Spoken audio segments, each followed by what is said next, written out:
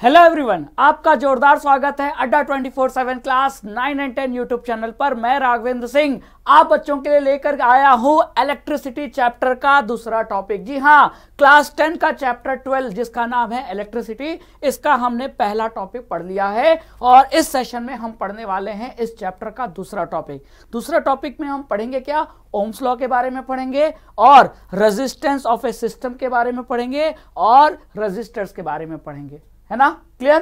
तो शुरू करें, चलिए बिना किसी देरी के शुरू करते हैं बच्चों।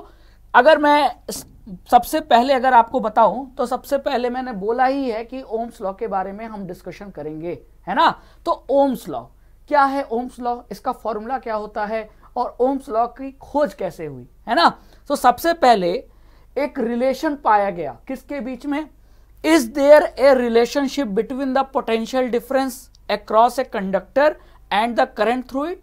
मतलब क्या किसी कंडक्टर में, मान लेते हैं ये कंडक्टर है, इस कंडक्टर से करंट फ्लो हो रहा है, ठीक है, और इस कंडक्टर के दोनों एंड पर, एंड ए एंड बी, जो पोटेंशियल अप्लाई हुआ है, तो क्या इस करंट और इस पोटेंशियल के बीच में कोई रिलेशन होता है?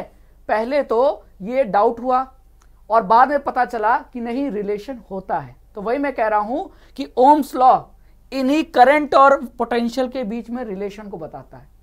तो सबसे पहले अपने मन का जो डाउट है वो क्लियर कर लीजिए कि ओम्स लॉ किसके बीच में रिलेशन बताता है?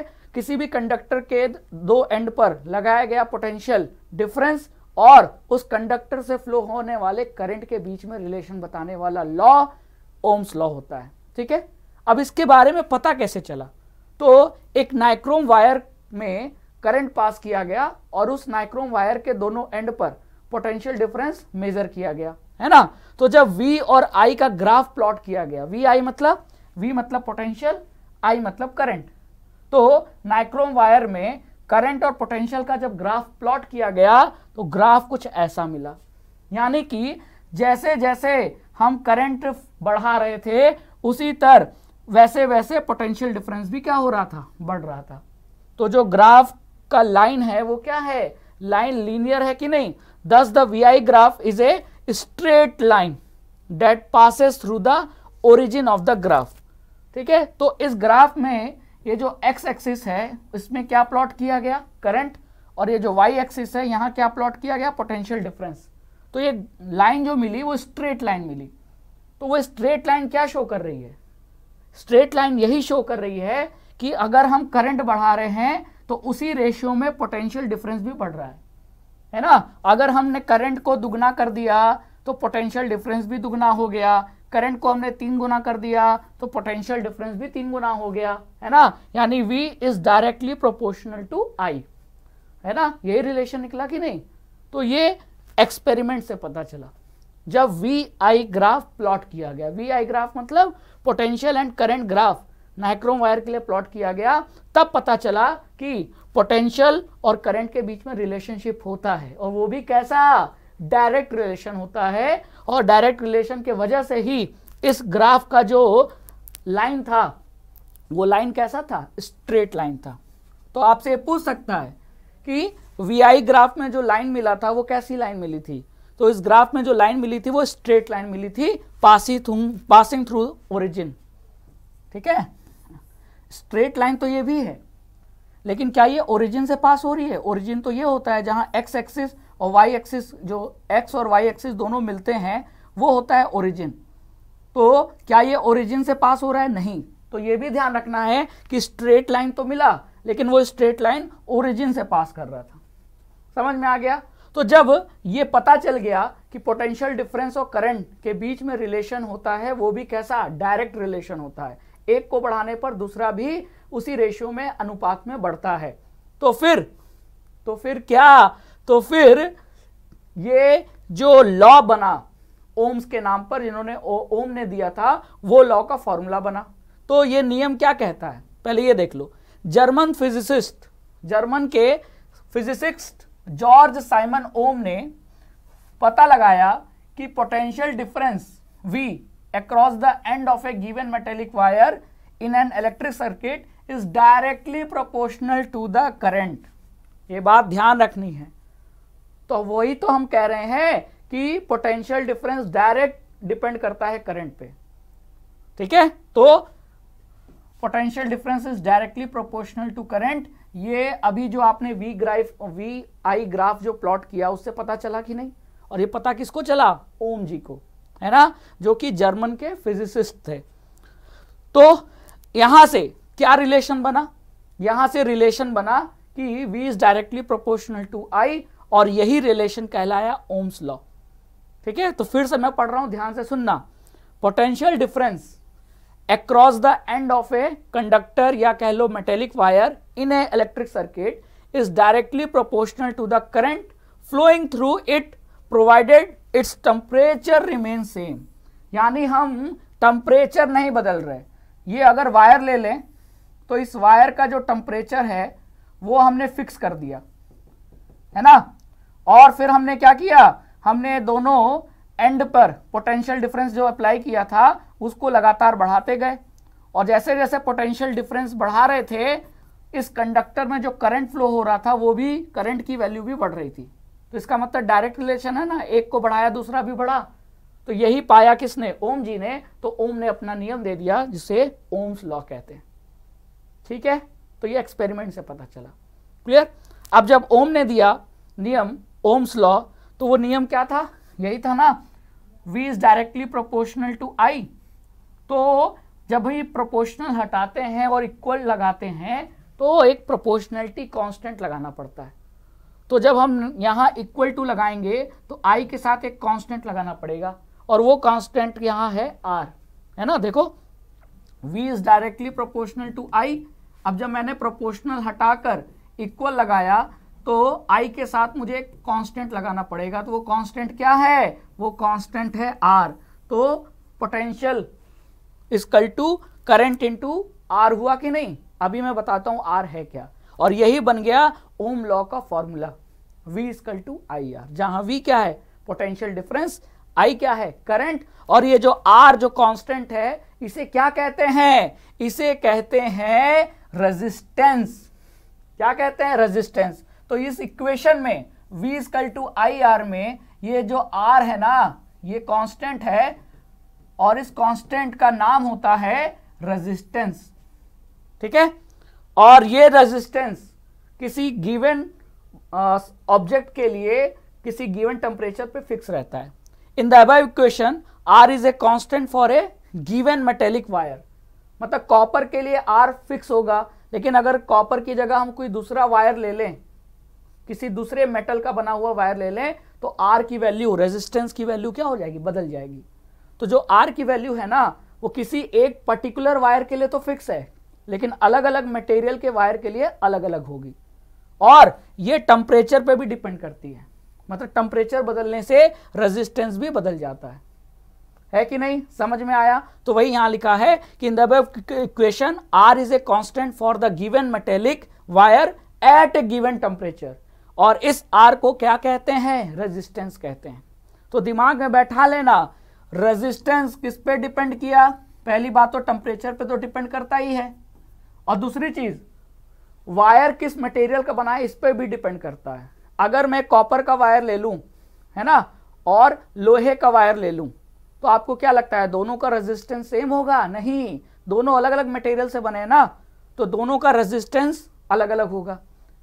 और अगर मैं कॉपर के दो वायर ले लूं, दोनों कॉपर के बने हैं, लेकिन दोनों का टेम्परेचर अलग अलग है, तो भी रेजिस्टेंस अलग अलग होगा। क्लियर? चलिए, अब आपको R पता चल गया।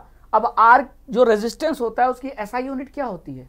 तो उसके SI यूनिट साइंटिस्ट के नाम पे पड़ी ओम, और इसका सिंबल होता है ग्रीक में ये।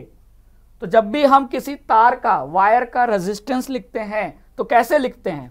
जैसे अगर मुझे लिखना होगा 5 ओम, तो मैं ऐसे लिखूंगा, चाहे ऐसे लिख दूं चाहे मैं ऐसे लिख दूं, OHM, दोनों सही है, दोनों सही है ना।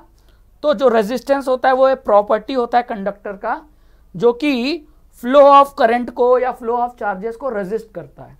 अगर किसी कंडक्टर का या मेटेलिक वायर का रेजिस्टेंस ज़्यादा है तो वो करंट को या चार्जेस के फ्लो को उतना ही ज़्यादा रोकेगा, एक तरीके से रुकावट का काम करता है ना।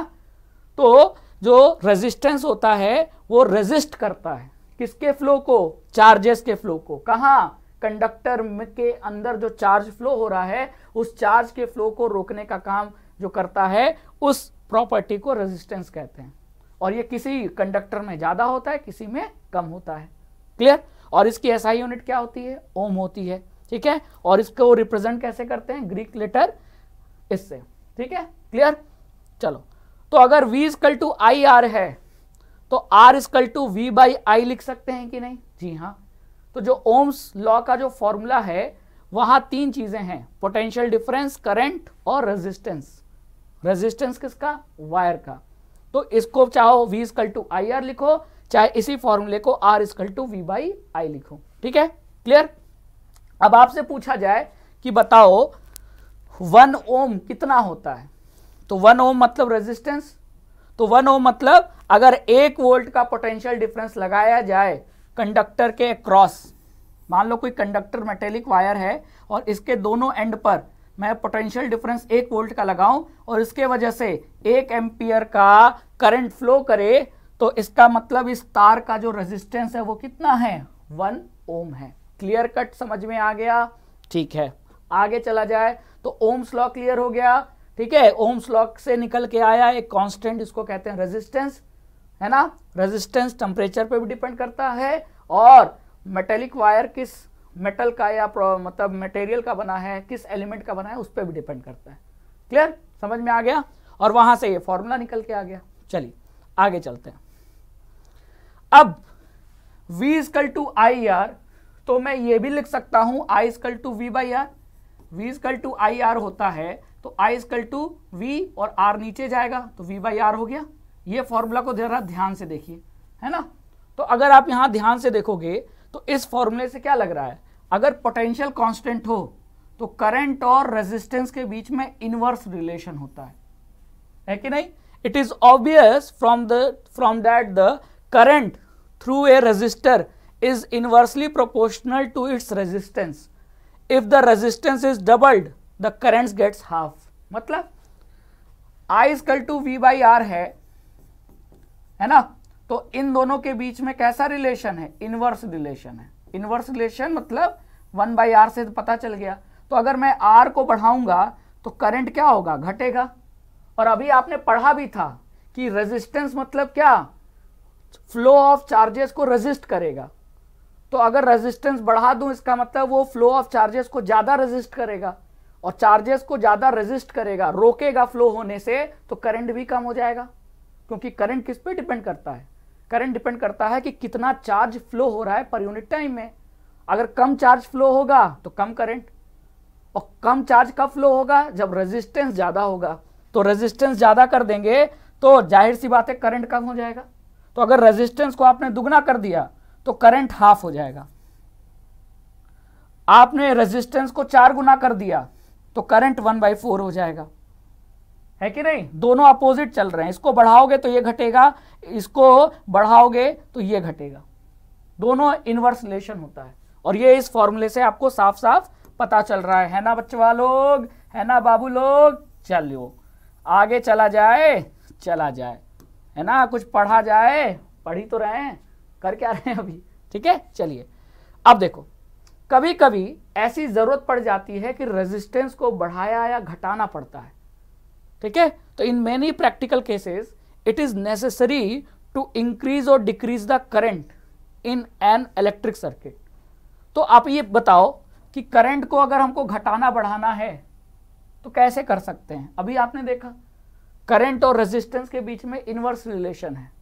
तो मैं चाहता हूं करंट को बढ़ाना तो रेजिस्टेंस कम करना पड़ेगा, और मैं चाहता हूं करंट को कम करना तो रेजिस्टेंस बढ़ाना पड़ेगा, है कि नहीं। यानी कि रेजिस्टेंस में चेंज करके मैं किस में चेंज ला सकता हूं, करंट में चेंज ला सकता हूं, है कि नहीं। वही लिखा है कि it is necessary to increase और decrease the current in an electric circuit, a component use to regulate the current without changing the voltage source is called variable resistance.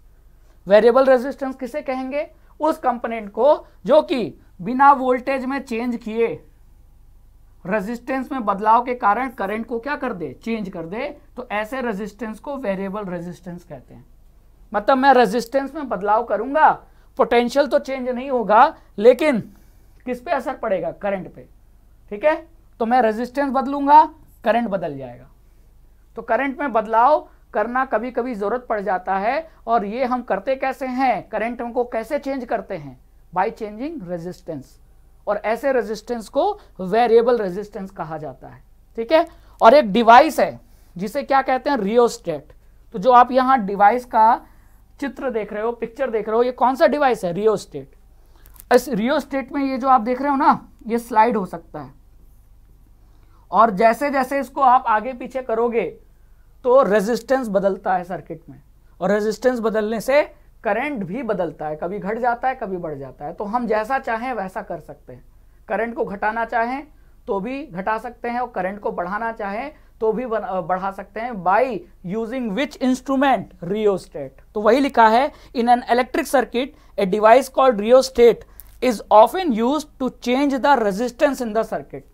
Circuit का रेजिस्टेंस बदलने के लिए हम रियोस्टेट डिवाइस का use करते हैं। ये रहा डिवाइस, और अगर हम रेजिस्टेंस को चेंज करेंगे तो सर्किट में करंट भी चेंज हो जाएगा।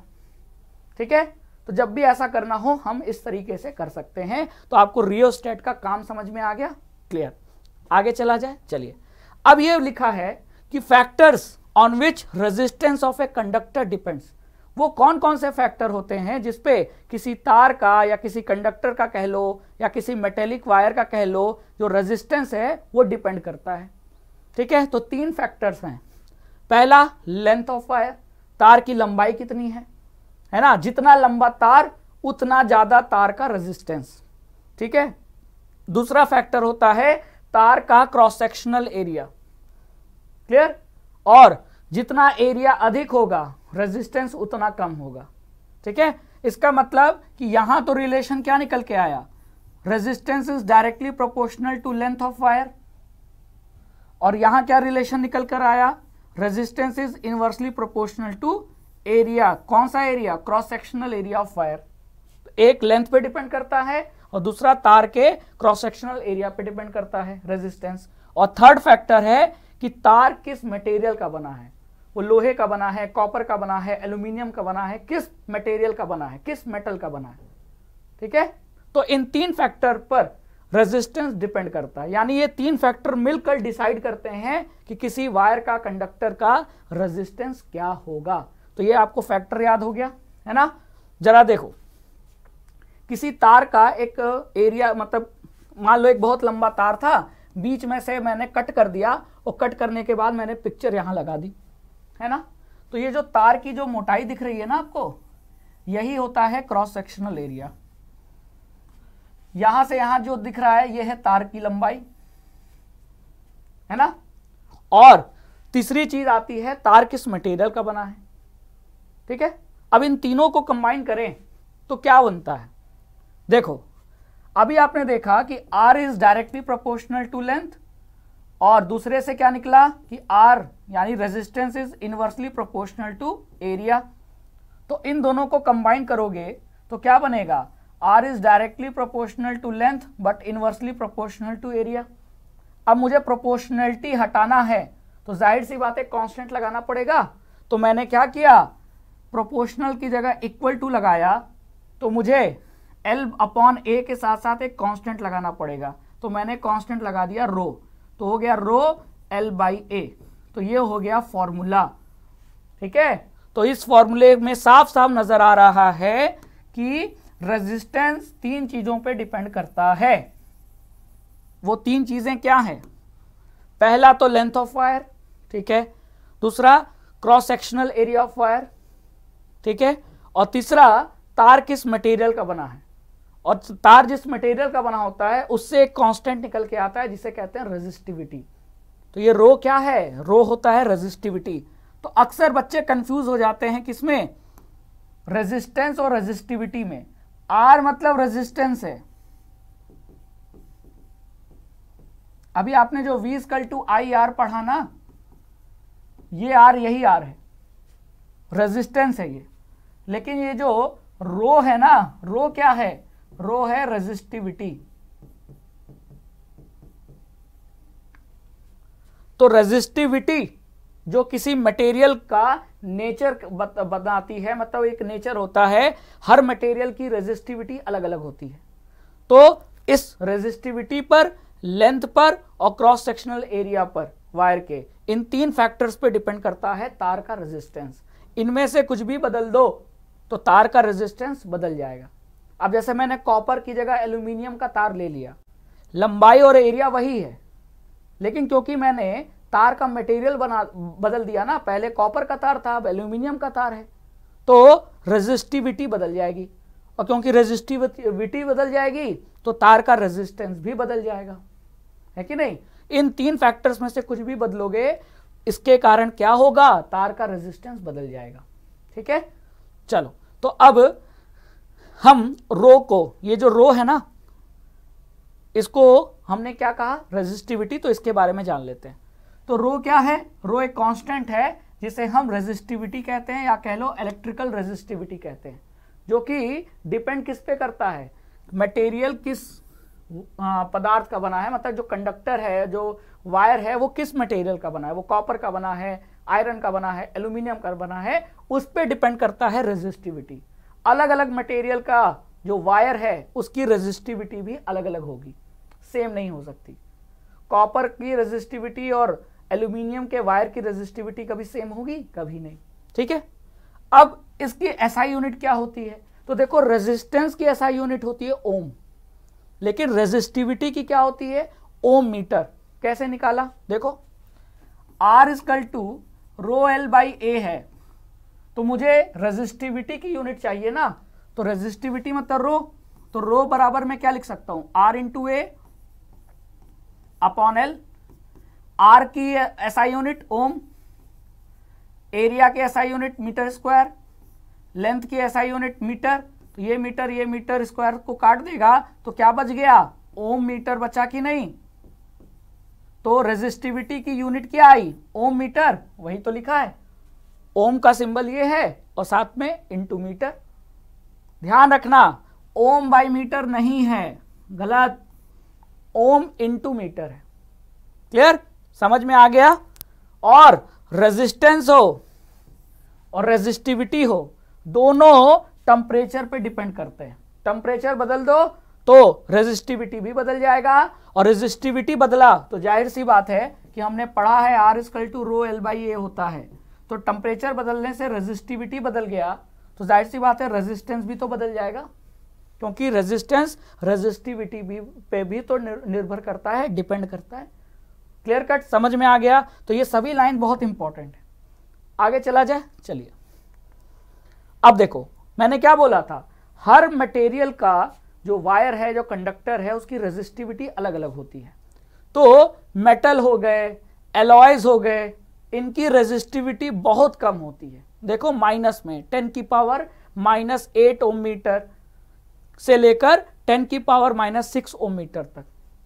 और ऐसे मटेरियल जिनकी रेजिस्टिविटी बहुत कम हो, वो गुड कंडक्टर होते हैं, किसके, इलेक्ट्रिसिटी के, जैसे कॉपर, स्टील, मतलब आयरन, आयरन से ही स्टील बनता है ना, तो आयरन हो गया, एल्यूमिनियम हो गया, कॉपर हो गया, ये सभी मेटल्स हैं, गुड कंडक्टर होते हैं कि नहीं, क्यों होते हैं, क्योंकि इनकी रेजिस्टिविटी बहुत कम होती है।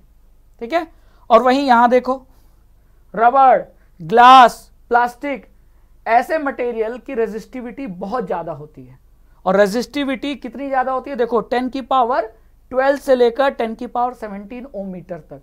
और क्योंकि इनकी रेजिस्टिविटी बहुत ज्यादा होती है, इसीलिए ये इलेक्ट्रिसिटी के बैड कंडक्टर होते हैं। तो कंक्लूजन क्या निकला, जो भी मटेरियल जिसका रेजिस्टिविटी बहुत कम होगा वो इलेक्ट्रिसिटी का गुड कंडक्टर होगा, और वो मटेरियल जिनकी रेजिस्टिविटी बहुत ज्यादा होगी वो इलेक्ट्रिसिटी के बैड कंडक्टर होंगे। ठीक है, तो ये भी आपसे पूछा जा सकता है। ठीक है, मेटल्स का रेजिस्टिविटी बहुत हाई होता है कि बहुत लो होता है, तो आप कहोगे वेरी लो होता है, देखो पावर माइनस में है कि नहीं। चलो, तो ये भी समझ में आ गया, ये भी समझ में आ गया। आगे चला जाए, अब जो भी हमने अभी पढ़ा, ठीक है, उस पे एक क्वेश्चन है, क्या लिखा है, a wire of given material having length L and area of cross section A has resistance 4 ohm. मतलब एक तार है, ठीक है, जिसका लेंथ L है, एरिया कितना है, एरिया A है, और उस तार का रेजिस्टेंस कितना है 4 ओम। तो रेजिस्टेंस का फॉर्मूला हमको पता है रो L बाई A। तो हमने इस तार का रेजिस्टेंस मान लिया R1 और ये किसके इक्वल है 4 ओम के। तो 4 ohm equal to rho L by A हो गया, ठीक है। अब क्या कर रहा है, what would be the resistance of another wire, एक दूसरे वायर जो कि उसी मटेरियल से बना है जिससे कि ये पहला वाला तार बना है ना। तो दूसरा तार जो कि सेम मटेरियल का है, अब यहां से क्या हिंट लगा, सेम मटेरियल का मतलब रेजिस्टिविटी भी तो सेम होगी, क्योंकि ये जो रो रेजिस्टिविटी होती है वो सिर्फ टेम्परेचर पे डिपेंड करती है और वायर के मटेरियल पे डिपेंड करती है। तो मटेरियल सेम है ना, तो रेजिस्टिविटी भी सेम होगी, ठीक है। तो रेजिस्टिविटी तो बदली नहीं, लेंथ आधा हो गया और एरिया दुगना हो गया। तो फिर जो नया तार है जिसका लेंथ हाफ है, क्रॉस सेक्शनल एरिया डबल हो गया, ठीक है, उसका रेजिस्टेंस क्या होगा। तो उसका रेजिस्टेंस हमने मान लिया R2। अब R2 इक्वल टू रो तो वही रहेगा, L अब क्या हो गया L बाई 2 और एरिया क्या हो गया 2A। तो ये हो गया रो L, 2 नीचे आएगा तो 2 इंटू 2 4A। अब ये देखो रो L बाई A, ये तो हमने निकाल लिया है, रो L बाई A कितना 4, तो ये हो गया 4 और नीचे भी 4 है, तो ये गया 4 बाई 4 1। तो जो नया रेजिस्टेंस है दूसरे तार का जो रेजिस्टेंस है वो कितना होगा 1 ओम। तो आंसर क्या है 1 ओम। आगे आंसर, आगे आंसर है कि नहीं, बहुत आसान था। पहले तार का निकाला, पहले तार का निकल के आ गया और फिर दूसरे तार का निकाला। तो कंसेप्ट ये था कि देखो यहां छुपा हुआ है सारा कंसेप्ट, दूसरा तार भी उसी मटेरियल का बना है जिस मटेरियल का पहला तार बना था। तो दोनों तार का जो रेजिस्टिविटी है यानी रो वो सेम होगा, बदला क्या सिर्फ लेंथ और एरिया। और हमने पढ़ा है कि लेंथ और एरिया पर डिपेंड करता है तार का रेजिस्टेंस। लेंथ बदल दो, एरिया बदल दो, तार का रेजिस्टेंस भी बदल जाएगा। तो बदलकर कितना हो गया 1 ओम हो गया। क्लियर है, समझ में आया। चले आगे चला जाए। अब बात आती है, आपको ये समझ में आ गया कोई भी तार होगा, ऐसा कोई तार नहीं जिसका कोई आर नहीं, मतलब हर तार में रेजिस्टेंस होता है। और तार अगर रेजिस्टेंस है तो तार को इस तरीके से, वायर को इस तरीके से रिप्रेजेंट करते हैं, ये तरीका होता है। इसका मतलब ये एक वायर है जिसमें कुछ ना कुछ रेजिस्टेंस है, 5 ओम 10 ओम 15 ओम कुछ भी है। लेकिन अब ऐसे बहुत सारे तारों को, वायर को हम जोड़ सकते हैं। तो जो वायर को हम जोड़ते हैं जिनका कुछ ना कुछ रेजिस्टेंस है, तो वो जोड़ने के तरीके बहुत अलग अलग हैं, है ना। तो वही हम पढ़ रहे हैं, resistance of a system of resistors. System of resistors का कहने का मतलब जहां एक से ज्यादा रेजिस्टर्स हैं, वायर हैं जिनके पास कुछ ना कुछ रेजिस्टेंस है, जब उनको हम जोड़ेंगे तो उनका रेजिस्टेंस क्या होगा। देखो रेजिस्टर से कंफ्यूज मत होना, रेजिस्टर मतलब वायर, ऐसा वायर जिसके पास रेजिस्टेंस होगा उसे हम रेजिस्टर्स कह सकते हैं, क्योंकि वो रेजिस्ट कर रहा है ना। अब ऐसे बहुत सारे वायर हो सकते हैं, तो उनका कॉम्बिनेशन का रेजिस्टेंस क्या होगा। मतलब मैंने अगर 2 तार ऐसे ऐसे जोड़ दिया तो फिर दोनों तार का मिला के रेजिस्टेंस कितना होगा, ठीक है। तो पहले ये जान लो कि हम रेजिस्टर्स को, कॉम्बिनेशन ऑफ रेजिस्टर्स को कितने तरीके से ऐड कर सकते हैं, जोड़ सकते हैं। तो there are two methods of joining the resistors together. Resistors को जोड़ने के 2 तरीके होते हैं। 2 तरीके क्या होते हैं, एक होता है सीरीज में। सीरीज में मतलब एक तार के बाद दूसरा तार जोड़ दो, दूसरे के बाद तीसरा जोड़ दो। मतलब ऐसे ये तार लिया, इसके साथ दूसरा जोड़ दिया, इसके साथ तीसरा, इसके साथ चौथा, तो एक के बाद एक जोड़ते चले जाओ। हम लोग करते हैं ना घरों में, तार छिलते हैं और तार को छिलने के बाद 2 तार को आपस में बांध देते हैं। तो एक तार, फिर दूसरा तार, फिर तीसरा तार, तो ये एक लाइन से, ऐसे कॉम्बिनेशन को सीरीज कॉम्बिनेशन कहते हैं। एक तरीका ये है। और दूसरा मेथड है रेजिस्टर्स को जोड़ने का कि उनको सेम पॉइंट्स पर ऐड कर दो। ये तीनों एक पॉइंट से जुड़े थे इधर, और इधर भी एक पॉइंट से जुड़े थे, तो ऐसा जो कॉम्बिनेशन होगा ये होता है पैरेलल कॉम्बिनेशन ऑफ रेजिस्टेंस। तो ये रेजिस्टर्स का पैरेलल कॉम्बिनेशन और ये सीरीज कॉम्बिनेशन। अब अगर ऐसा जुड़ा है तो टोटल सर्किट का रेजिस्टेंस कितना होगा उसका फॉर्मूला अलग है, और अगर तारों को पैरेलल तरीके से जोड़ा गया है तो पूरे सर्किट का जो रेजिस्टेंस है वो कैसे निकलेगा उसका फॉर्मूला अलग है। और वही हमको पढ़ना है कि अगर ऐसा सिचुएशन है तो अगर हम 3 अलग अलग रेजिस्टेंस वाले तारों को जोड़ रहे हैं या सेम रेजिस्टेंस वाले तारों को सीरीज में जोड़ रहे हैं तो पूरे सर्किट का रेजिस्टेंस क्या होगा, है ना। तो हम इक्विवेलेंट निकाल रहे हैं। अरे जैसे कि एक आदमी को वजन हमको पता है, अब मैंने 10 आदमी खड़ा कर दिए तो वजन कितना होगा, वही चीज है। एक का मुझे पता था रेजिस्टेंस, अब मैंने 3 तारों को सीरीज में जोड़ दिया, अब तीनों तारों को मिला के कितना रेजिस्टेंस होगा वो अब हम पढ़ते हैं, उसी तरह पैरेलल का भी पढ़ेंगे, है ना। तो सबसे पहले हमने क्या पढ़ा, रेजिस्टर्स इन सीरीज। सीरीज में अगर रेजिस्टर्स जुड़े हो तो सीरीज में कहने का मतलब ये है कि 1 by 1, है ना। यहां से शुरू हुआ यहां खत्म हुआ, जहां खत्म हुआ वहां दूसरा तार जोड़ दिया, ये दूसरा तार जहां खत्म हुआ वहां तीसरा जोड़ दिया। तो ये साफ साफ लग रहा है कि ये तीनों रेजिस्टर्स सीरीज में ऐड हुए हैं, कंबाइन है, जुड़े हुए हैं। अब जो करंट कहां से निकलेगा, पॉजिटिव पोटेंशियल से, है ना। मतलब ये जो बैटरी है उसके पॉजिटिव टर्मिनल से निकलेगा, तो करंट ऐसे निकलेगा, है ना, ऐसे गया, ऐसे गया, फिर ऐसे गया, फिर ऐसे गया, ऐसे गया, ऐसे गया, और आकर निगेटिव में खत्म हो गया।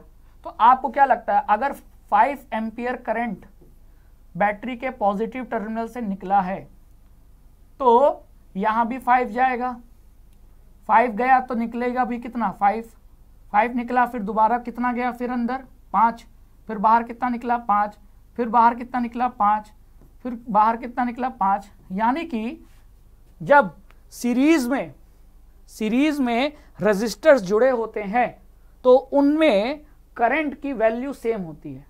इस तार में भी 5 एम्पियर करंट फ्लो हो रहा था, इस तार में भी 5 एम्पियर करंट फ्लो हो रहा था, इस तार यानी इस वायर, इस रेजिस्टर में भी 5 एम्पियर करंट फ्लो हो रहा था। तो जब भी सीरीज में हम रेजिस्टर्स को जोड़ते हैं तो करंट क्या रहता है, करंट की वैल्यू सेम रहती है। 5 एम्पियर इसमें तो 5 एम्पियर इसमें भी, 5 एम्पियर इसमें भी। एक तो ये कंसेप्ट पता चल गया। दूसरा, अब तीनों तार का रेजिस्टर्स, मतलब तीनों तार यानी तीनों रेजिस्टर्स को जब ऐड कर दें तो टोटल रेजिस्टेंस कितना होगा वो निकलेगा इस फॉर्मूले से।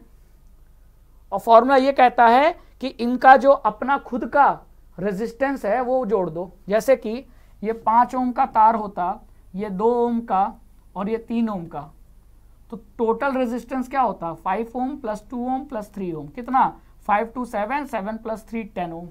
आ गया आंसर।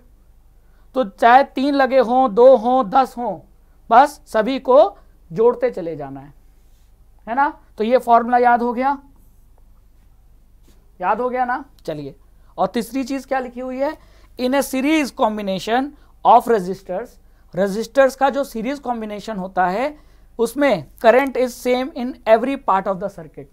सर्किट के किसी भी पार्ट पे आप देख लो करंट की वैल्यू क्या रहती है, सेम रहती है। ठीक है, तो मैं आपसे पूछूं कि बताओ इस 3 ओम के रेजिस्टर में कितना करंट गया है, तब भी 5 ओम। फिर इस 5 ओम के रेजिस्टर, 5 ओम बोल रहा हूं, 5 एम्पियर। फिर मैं कहूं कि इस 5 ओम के तार में कितना करंट गया है, तब भी 5 एम्पियर। तो इसमें भी 5 एम्पियर, इसमें भी 5 एम्पियर, इसमें भी 5 एम्पियर। क्लियर है कि नहीं, वैल्यू करंट की सेम होती है सीरीज में। ठीक है, क्लियर। चलो आगे चलते हैं। अब रेजिस्टर्स यानी कि वायर जिसके पास कुछ ना कुछ रेजिस्टेंस है, 5 ओम 10 ओम कुछ ना कुछ रेजिस्टेंस हो, अगर उन रेजिस्टर्स को पैरेलल में जोड़ दिया जाए तो क्या होता है। पैरेलल में बोलने का मतलब कुछ इस तरीके से, इन तीनों वायर के एक पॉइंट, मतलब एक एंड को एक पॉइंट से जोड़ दिया गया और तीनों वायर के दूसरे एंड को एक पॉइंट से जोड़ दिया गया। ठीक है, अब ए और बी पॉइंट के बीच में ये तीनों जो रेजिस्टर्स है वो पैरेलल कॉम्बिनेशन में, और पैरेलल कॉम्बिनेशन में अब आप क्या होगा, क्या करंट सेम रहेगा, नहीं।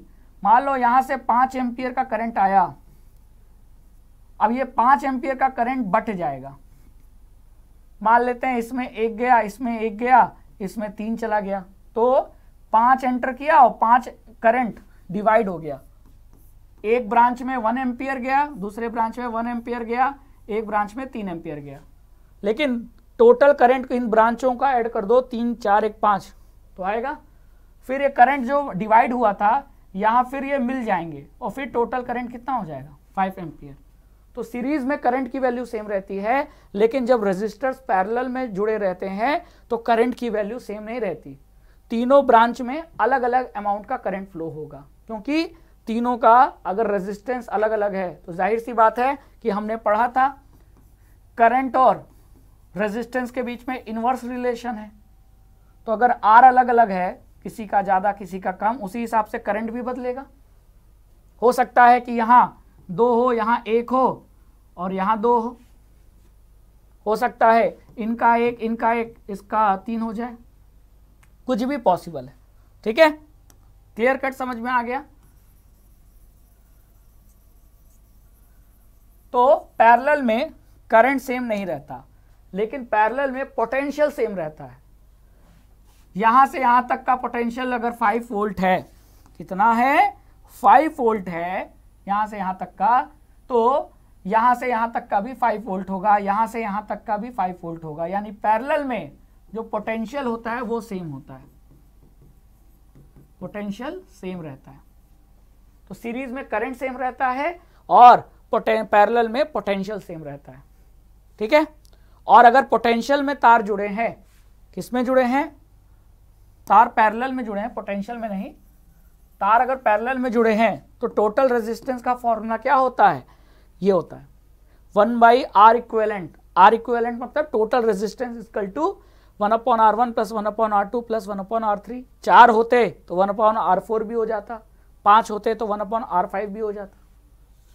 यानी इसका 2 ओम है, कहने का मतलब ये है कि इसका अगर 2 ओम है, इसका 3 ओम है, इसका 6 ओम है, तो टोटल रेजिस्टेंस क्या हो जाता, 1/R equivalent equal to 1/2 ohm plus 1/3 ohm plus 1/6 ओम।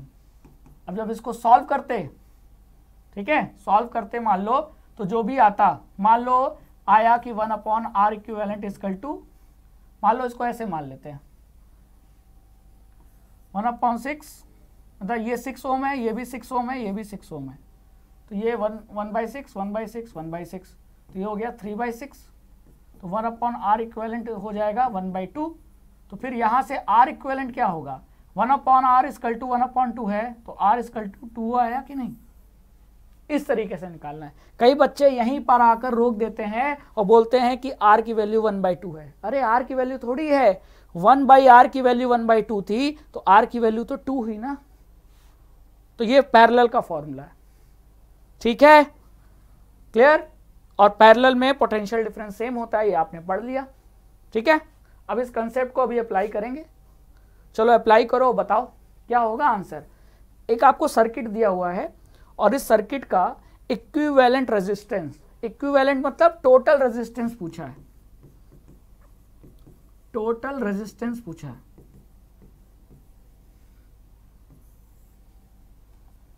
$25 ओम, 50 ओम, 75 ओम, 100 ओम। तो पहले चेक करो सर्किट में। तो सर्किट में ये वो पॉइंट है जहां से तार बट रहा है, डिवाइड हो रहा है ना। मतलब मैं ए से चला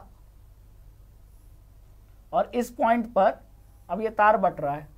एक तार नीचे गया 100 ओम का, है ना, और एक तार ऊपर गया जिसमें 50-50 के जोड़ जुड़े हैं, और फिर ये दोनों तार आके मिल गया और ये आ गया बी। तो इसी डायग्राम को मैंने ऐसे बना दिया। अब ये दोनों किस में दिख रहे हैं, ये तो सीरीज में दिख रहे हैं।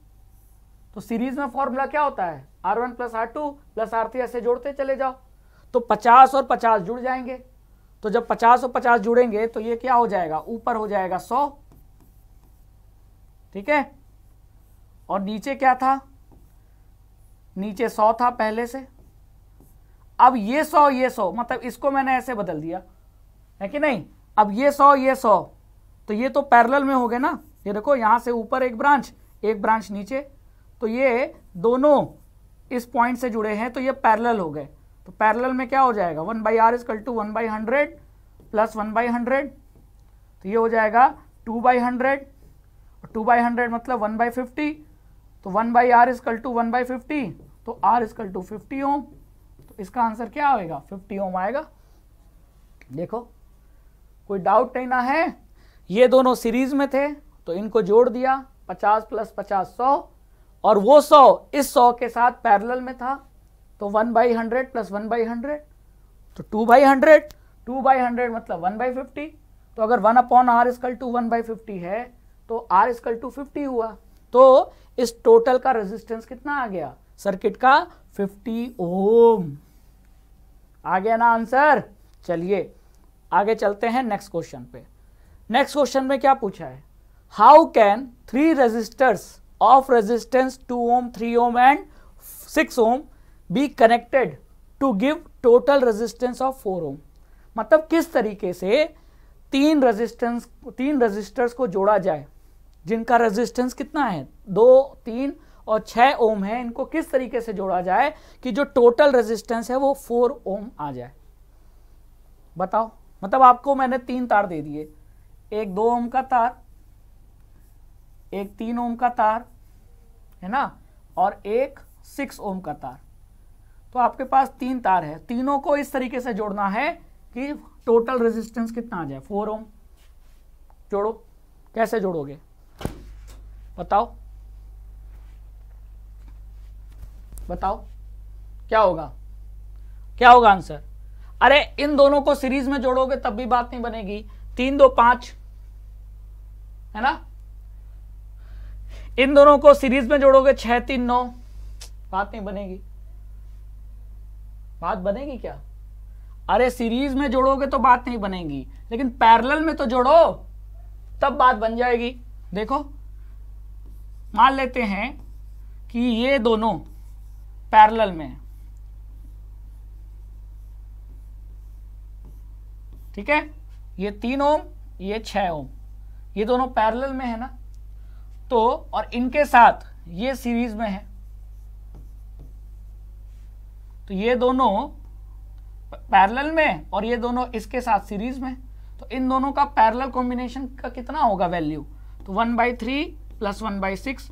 अब आप कहोगे 1/3 प्लस 1/6 क्यों किया, पैरेलल में है ना, तो पैरेलल में तो 1/r करते हैं, तो ये हो गया इन दोनों का। अब इसको सॉल्व करो, कितना आएगा ये बताओ, कितना आएगा ये, कितना आएगा ये आएगा 1/2, ये कितना आएगा 1/2 आएगा, तो 1/r इक्वल टू 1/2, तो r इक्वल टू कितना आएगा 2, तो इन दोनों की जगह मैं एक तार जोड़ सकता हूं जिसकी वैल्यू 2 ओम है, और फिर ये 2 ओम इस 2 ओम के साथ सीरीज में हो जाएगा, और सीरीज में हो जाएगा तो 2 + 2 यानी कि 4 ओम आ गया आंसर। यानी कि 3 ओम और 6 ओम वाले तार को मुझे पैरेलल में जोड़ना होगा, और इन दोनों को 2 ओम वाले तार के साथ सीरीज में जोड़ना होगा, तब जो इक्विवेलेंट है वो 4 ओम आएगा। है ना बढ़िया क्वेश्चन, है ना बढ़िया क्वेश्चन। देख लो, देखो यही तो किया है, यही तो किया है, 6 ओम और 3 ओम को पैरेलल में जोड़ा और उसको 2 ओम के साथ सीरीज में जोड़ दिया, आ गया आपका आंसर। ठीक है, क्लियर हो गया ना। तो इस तरीके से हमने इस क्वेश्चन को भी क्या कर लिया, सॉल्व कर लिया, है ना। और इस तरीके से हमने ओम्स लॉ और क्या फैक्टर जो कि रेजिस्टेंस को चेंज कर सकता है वो पढ़ा हमने, और आखिरी में हमने कॉम्बिनेशन ऑफ रेजिस्टर्स पढ़ा। तो I hope you like this session. इसी तरह अड्डा 24/7 क्लास 9 और 10 पर जुड़ते रहिए, पढ़ते रहिए। Thank you so much.